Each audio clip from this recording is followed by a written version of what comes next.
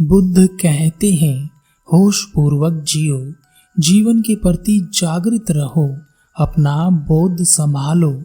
लेकिन इन शब्दों को जब हम अपने जीवन में देखते हैं तो हमें समझ नहीं आता कि बुद्ध क्या कहने की कोशिश कर रहे हैं। होश पूर्वक जियो, क्या हम बेहोश हैं? क्योंकि हमने तो उसी बेहोशी को जाना है जिसमें व्यक्ति अपनी सुध बुद्ध खो देता है और मूर्छित हो जाता है। जागृत रहो, यह भी हमारी समझ से बाहर हो जाता है, क्योंकि हमें समझ नहीं आता कि क्या हम जगे हुए नहीं हैं, हम सोए हुए हैं। क्योंकि हमने तो अभी तक यही जाना है कि रात को हम सो जाते हैं और सुबह को जाग जाते हैं। तो बुद्ध हमें हमेशा जागने के लिए क्यों कहते हैं? अपना बोध संभालो। बुद्ध बोध संभालने के लिए कहते हैं। क्या हमें चीजों का कोई बोध नहीं है?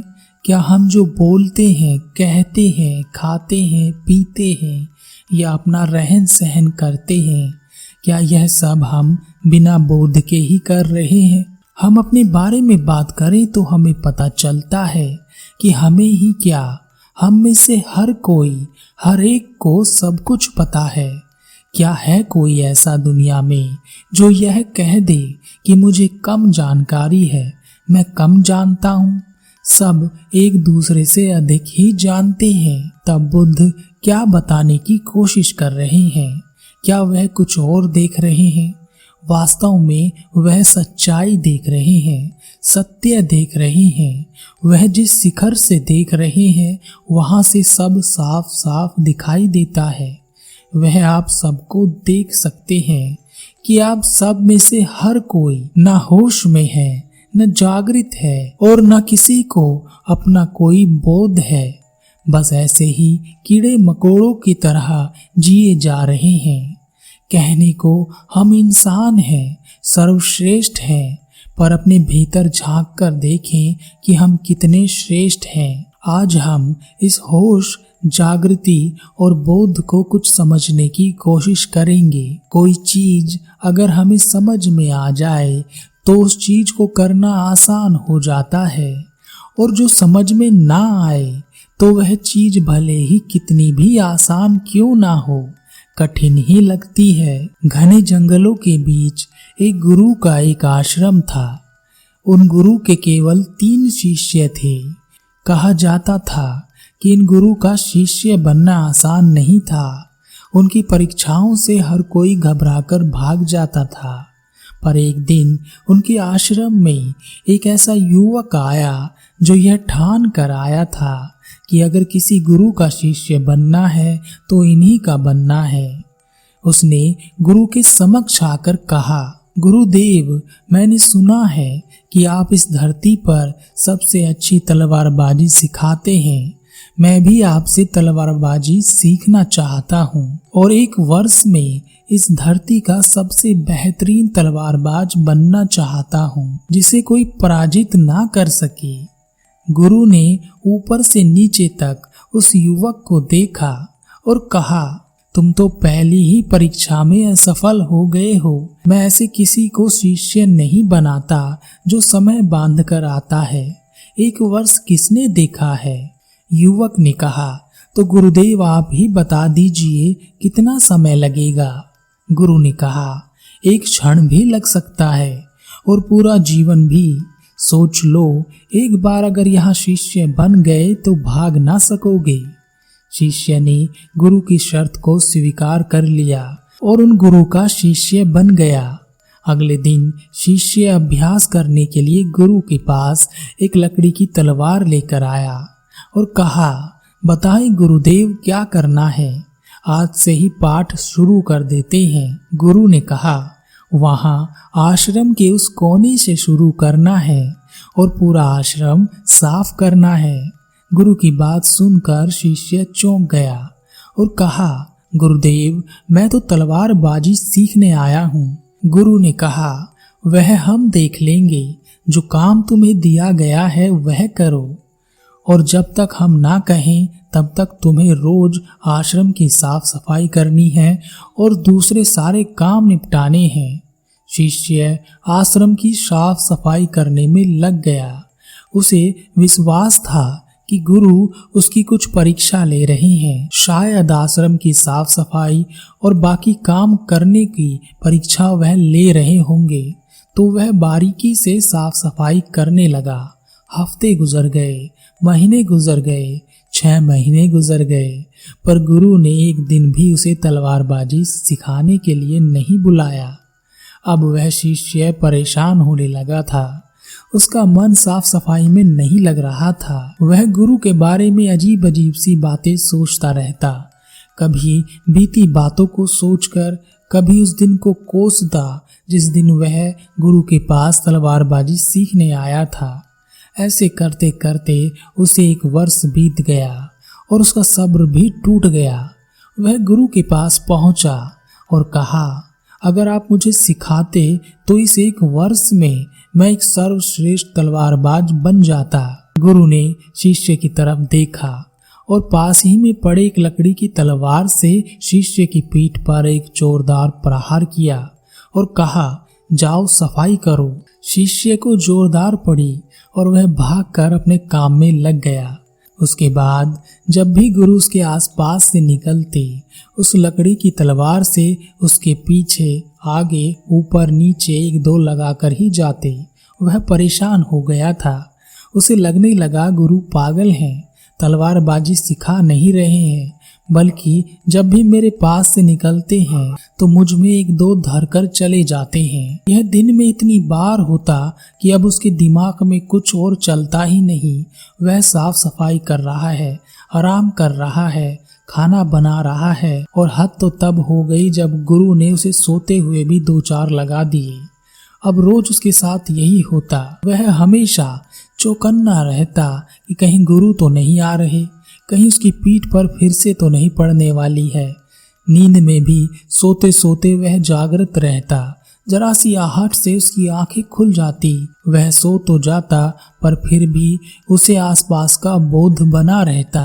बस इसी को होश कहते हैं। होश अपने आसपास और अपने ऊपर होश।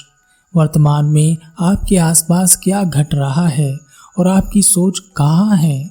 कहीं भूतकाल में तो नहीं अटकी कि भविष्य में तो नहीं उड़ रहे? आप यही है ना? जैसे ही शिष्य अपना होश खो देता, यानी वह अपने विचारों में बह जाता और पुरानी और आने वाली बातों को सोचने लगता, उसी समय उसका होश टूट जाता, सतर्कता टूट जाती और इधर उधर से निकलते हुए गुरुदेव उसको 1-2 लगा देते।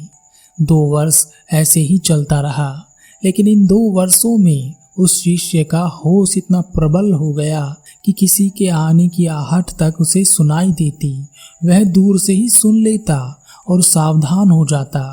एक दिन जब गुरु ने उस पर ऐसा ही प्रहार किया तो उसने अपने आप को बचा लिया। यह देख गुरु बड़े खुश हुए और उन्होंने कहा, होश में आ गए अब तुम। अगर यह होश पहले होता तो तुम इतना ना पिटते। हम भी अपनी जिंदगी में इसलिए ही पीटे जा रहे हैं, हमारी जिंदगी इसलिए ही पिट गई है क्योंकि हम वास्तविक जीवन में नहीं जी रहे हैं। हम विचारों के जीवन में जी रहे हैं जो हमसे ही उत्पन्न होते हैं और हम ही को हमसे दूर ले जाते हैं। होश में आने के बाद जो पहली चीज भीतर उत्पन्न होती है वह है बोध, वर्तमान का बोध। हम जीवन के हर क्षण में जीवित रहते हैं, उसे जीते हैं और आसपास हो रही हर गतिविधि का बोध हमें रहता है, ज्ञान रहता है। इन चीज़ों को हम बेहोशी की हालत में छोड़ देते हैं। क्या आपने कभी गौर किया, जब आप घर से निकलते हैं कहीं पहुंचने के लिए और आप पहुंच जाते हैं, लेकिन क्या आपको रास्ता याद रहता है? क्या रास्ते पर आपका होश था, आपका बोध था? क्या आप रास्ते के प्रति जागृत थे या बस आप निकलते चले गए और मंजिल तक पहुंच गए?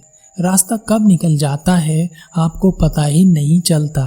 इसी को बेहोशी कहते हैं।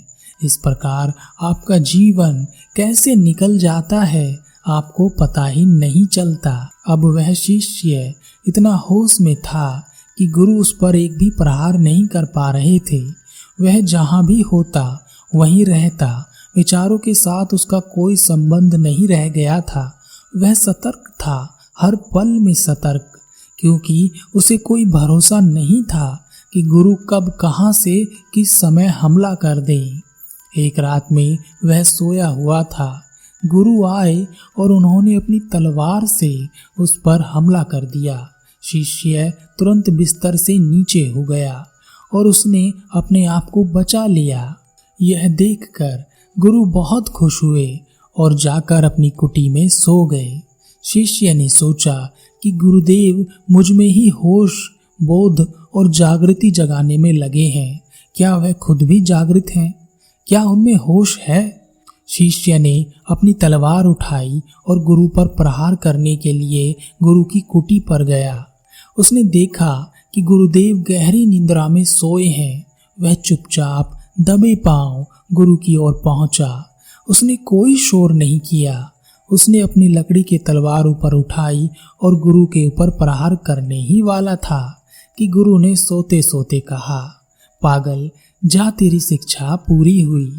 शिष्य ने कहा, पर गुरुदेव आपने तो मुझे तलवारबाजी सिखाई ही नहीं।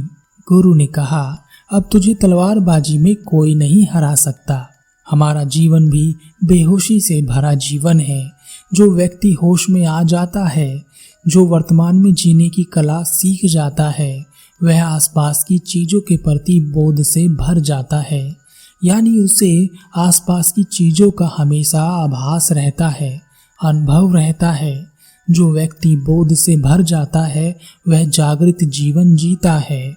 वह हर स्थिति और परिस्थिति को समझता है। वह कभी गलत व्यवहार या गलत निर्णय नहीं लेता या गलत कार्य नहीं करता, क्योंकि गलत कार्य, गलत निर्णय, गलत व्यवहार बेहोशी की हालत में ही हो सकता है।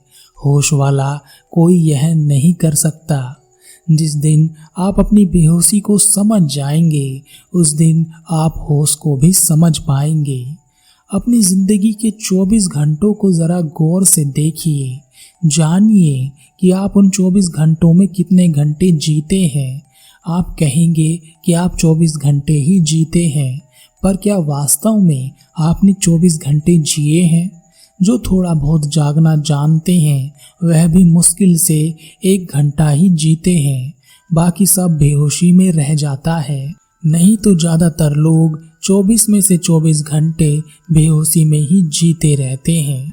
इधर की टेंशन, उधर की टेंशन, इसका लेना उसका देना, इसे कहना उसे कहना, परिवार की चिंता, समाज की चिंता, खुद की चिंता, बचपन में बड़े होने की चिंता, बड़े होकर कमाने की चिंता, कमाने के बाद बुढ़ापे की चिंता और बुढ़ापे में मर जाने की चिंता और मरते समय मैंने क्या कमाया इस बात की चिंता। इसमें आप जीते कहाँ हैं? कभी तो होश में आकर सोचिए।